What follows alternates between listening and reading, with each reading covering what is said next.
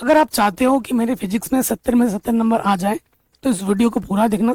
Video को description भी check कर लेना, आप लोगों के लिए खजाना छोड़ रखा है, मजा ही आ जाएगा आपको। ठीक है, तो वीडियो को लाइक जरूर कर दो। बच्चों, आपका जो सपना है 70 में 70, वो सिर्फ सपना देखने से नहीं होगा, उसके लिए हमें करनी होगी प्रॉपर मेहनत। ठीक है, उसके साथ साथ हमें स्मार्ट स्टडी भी करनी होगी और कंसिस्टेंट रहना होगा। ये नहीं कि आज वीडियो देखा सर 2 दिन लगातार पढ़ लिया, एक हफ्ता पढ़ लिया, एक महीना पढ़ लिया, उसके बाद हम नहीं पढ़ रहे।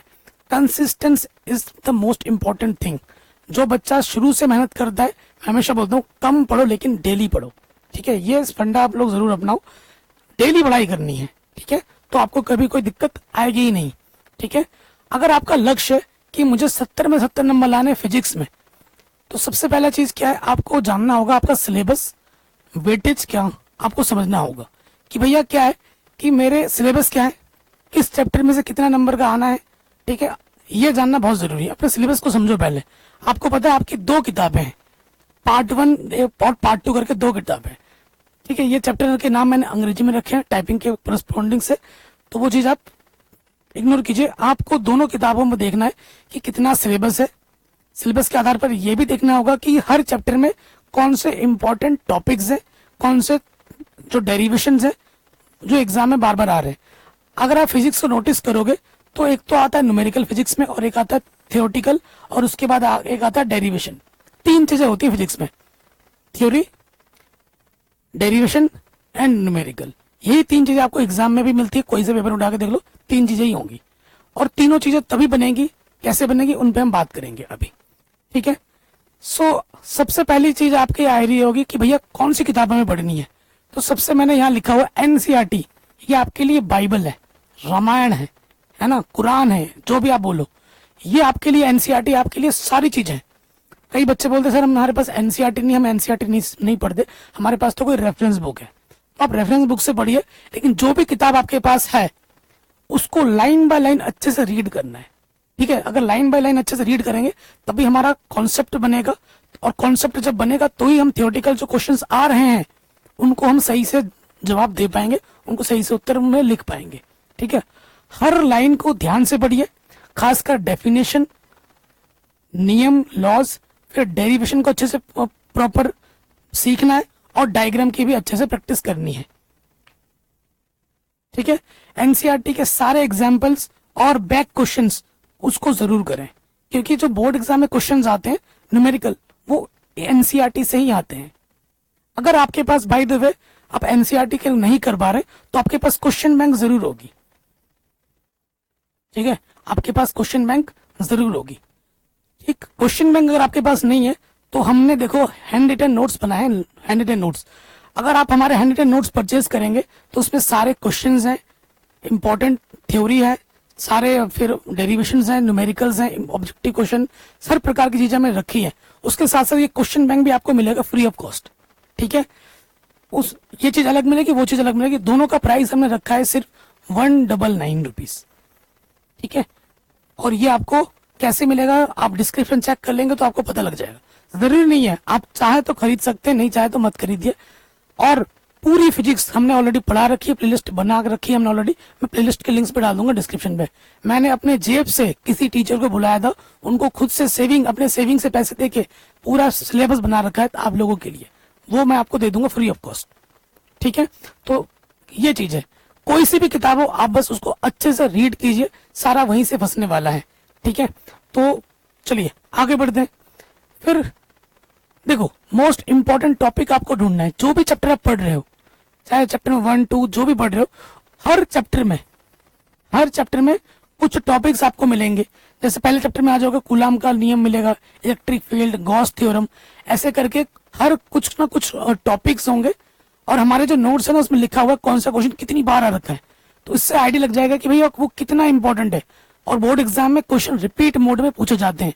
जो क्वेश्चन पिछले साल भी आया तो हो सकता है इस साल भी आए।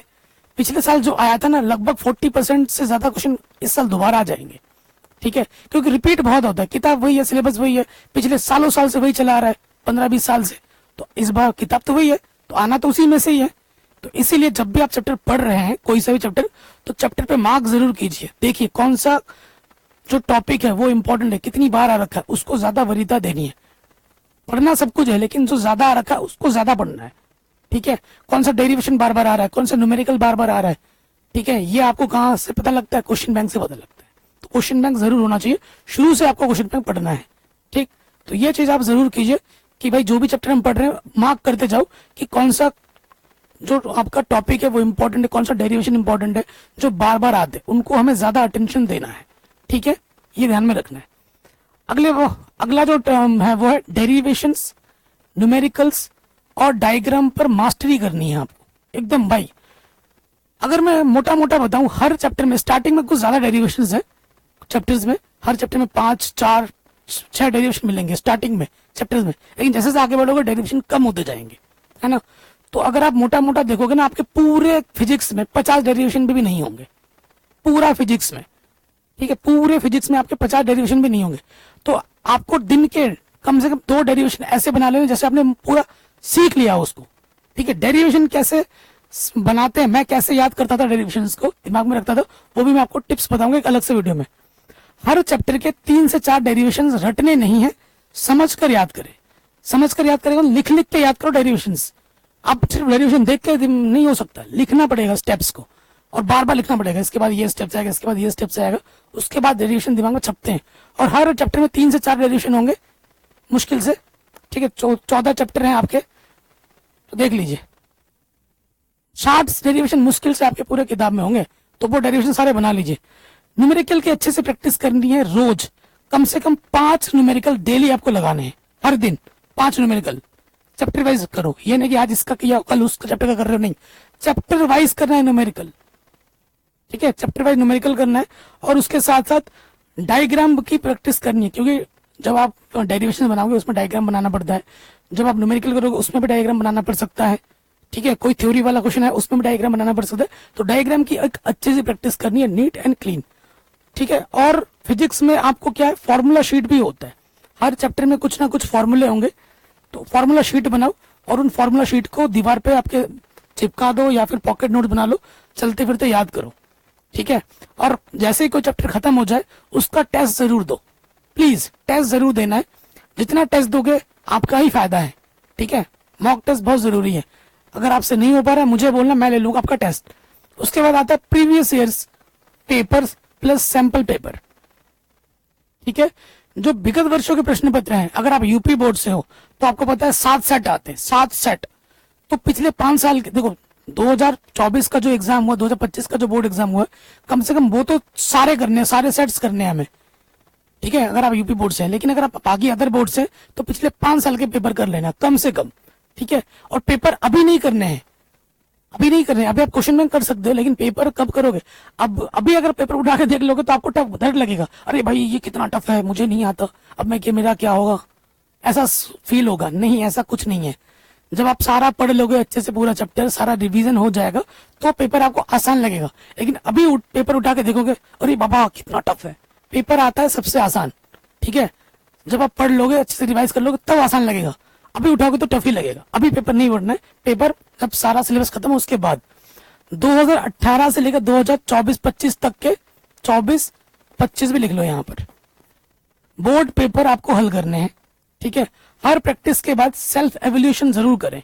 पेपर जब सॉल्व कर रहे हैं, जो भी चीज आप टेस्ट दे रहे हैं, खुद को जागो कि खुद को जांचो कि कितना आपने सही किया, कितना गलत हुआ। कोई क्वेश्चन गलत हुआ है तो उसको आप सही करो, कुछ क्वेश्चन नहीं बन पाए तो उसको बनाओ। ये चीज होगी जब आप टेस्ट होगे, ठीक है। कहाँ गलती हो रही है उसको आप ध्यान से नोटिस करें, आगे चल के वो गलती आपसे ना हो।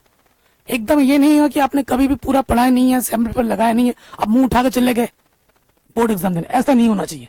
सैंपल पेपर क्या होता है, बोर्ड अपना सैंपल पेपर देती है, उसकी बात हो रही है। वो सैंपल पेपर जो बोर्ड ने खुद से दिए उनको भी जरूर लगाना है। टाइम लग रहा है या कॉन्सेप्ट नहीं समझा, ये आपको खुद से पूछना है।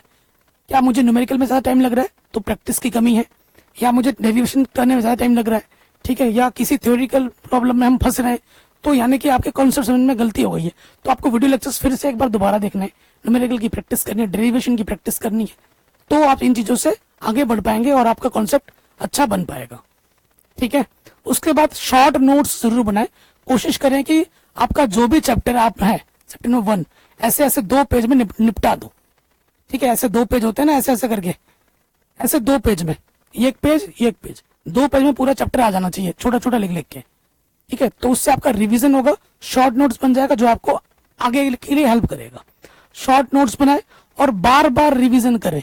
ये नहीं कि पहला आज एक चैप्टर पढ़ लिया, 3 महीने तक वो चैप्टर छू ही नहीं रहे हो, ऐसा नहीं होना चाहिए। जो भी चैप्टर पढ़ रहे हो पिछले 7 दिन के अंदर वो चैप्टर आपको दोबारा टच में आना चाहिए। ठीक है, बार बार रिवाइज करोगे तो रिवीजन का टाइम वो घटता रहेगा।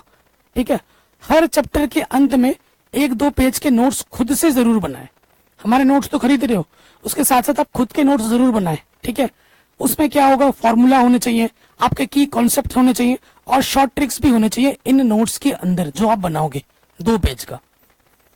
ठीक है, ये चीज इनके अंदर जरूर होना चाहिए, फॉर्मूला, की पॉइंट्स, शॉर्ट ट्रिक्स।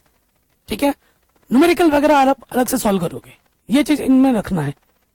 ठीक है, उसके बाद 1 घंटे का डेली रिवीजन जरूर रखें। ठीक है, ये इसका मतलब क्या होता है, डेली रिवीजन का मतलब सेल्फ स्टडी। सेल्फ स्टडी बहुत जरूरी है। कई बच्चे क्या करते हैं, सर मैं स्कूल में पढ़ रहा हूँ, सर मैंने तो फिजिक्स की कोचिंग लगा रखी है, मेरा तो हो गया पढ़ाई। नहीं, ऐसे काम नहीं चलेगा। अगर आपने कोई भी कोचिंग लगा रखी है, आप कहीं से भी पढ़ रहे हो, अगर आप उसके बाद सेल्फ स्टडी नहीं कर रहे हो तो सब बेकार है, सब बेकार है। आप इंडिया के सबसे बेहतरीन टीचर फिजिक्स के सब आपको पढ़ा के जा रहा है अभी, और उसके बाद आप सेल्फ स्टडी नहीं कर रहे तो भी वो बेकार है। ठीक है, सेल्फ स्टडी बहुत जरूरी है किसी भी एग्जाम के लिए।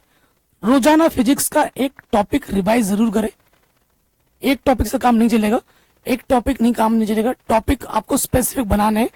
2 डेरिवेशन हो जाने चाहिए, 5 न्यूमेरिकल हो जाने चाहिए। ठीक है, और थ्योरी के क्वेश्चन लगाने चाहिए। थ्योरी के क्वेश्चन आपको कहाँ मिलेंगे, क्वेश्चन बैंक में, हमारे नोट्स में। ठीक है, स्टडी को पूरे हफ्ते का रिवीजन जरूर करें। जो भी आपने एक हफ्ते में पूरा पढ़ा है उसको एक दिन बैठ के पूरा रिवाइज करें। ठीक है, तो रिवीजन बहुत जरूरी है। जो भी आपने कोचिंग पढ़ा, यूट्यूब से पढ़ा, उसके बाद आप 1 घंटा खुद से जरूर पढ़ें, सेल्फ स्टडी बहुत जरूर करें। ठीक है, अगला आ जाता है time table example self study plus coaching के साथ। ये कैसे होगा, देखो मैं एक मोटा मोटा टाइम टेबल आपके लिए लेके आया हूँ। जैसे सुबह 6 से लेकर जो 7 बजे का समय सबसे बेस्ट टाइम है फिजिक्स पढ़ने का।